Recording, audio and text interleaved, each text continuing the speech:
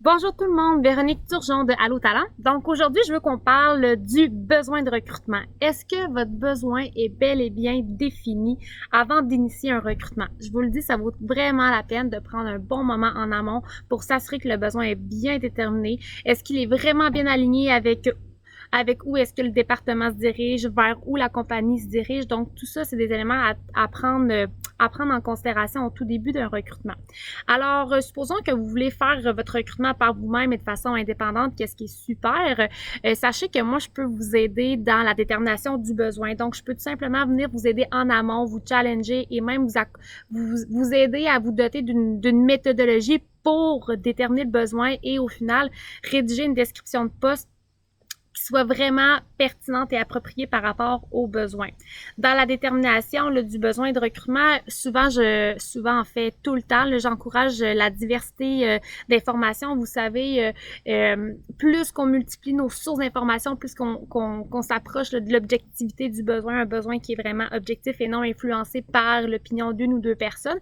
Trop souvent en recrutement, on va se limiter à qu'est-ce qu'un gestionnaire va nous recommander ou qu'est-ce que la personne des ressources humaines va rédiger pour le poste, mais en fait, moi, je priorise vraiment minimalement une triangulation d'informations, aller chercher 3 différentes personnes pour avoir au final plein d'informations qui nous permettent de bien cibler exactement le poste. Puis s'il y a des différences entre les sources, de venir les adresser pour s'assurer de clarifier le tout, puis qu'on sait où ce qu'on s'en va et c'est quoi le réel besoin qu'on a.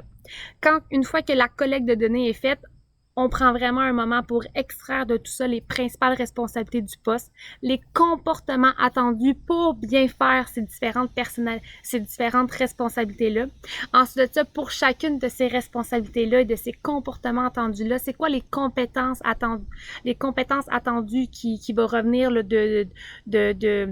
d'une responsabilité à une autre. Là, souvent, on va essayer de cibler 8 à 10 compétences, donc on va se restreindre à ce nombre de compétences-là.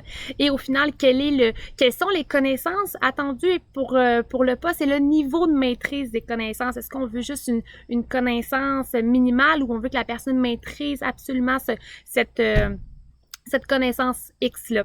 Puis par la suite, je vais venir vous encourager à définir les enjeux, les défis est vraiment spécifique à ce poste-là dans le contexte X de votre organisation.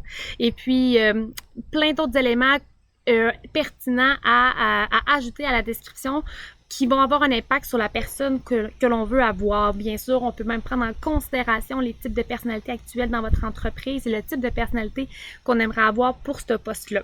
Et une fois que tout ça est fait, on va avoir une description interne beaucoup plus élaborée, mais je peux aussi vous accompagner à rédiger une description pour l'affichage de poste. Donc, une description qui vient chercher les notions de marketing RH. Et ainsi, avec tout ce travail-là fait en amont, souvent le recrutement ne fait qu'aller plus vite et on cible des candidatures. Donc, on veut pas plusieurs candidatures, mais on veut de la qualité. Donc, les candidatures qu'on reçoit soient vraiment alignées et pertinentes pour le poste. Alors, faites-moi signe si vous avez besoin d'aide. Bonne fin de journée!